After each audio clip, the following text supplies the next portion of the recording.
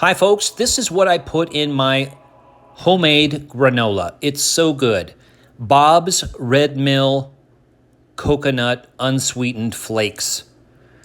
A few packets of stevia, some Mediterranean sea salt from Old Thompson, some vanilla, lots of nuts, almonds and walnuts. I grind up those nuts, by the way. You could put some cashews, would be nice.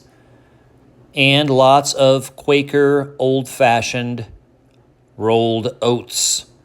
And some sunflower seeds. And some olive oil. I put that in a pan, as you can see here. I bake that at 350 F for about 25 minutes. And then it's good. Good to go. Thanks. I'd love to hear what your recipe is.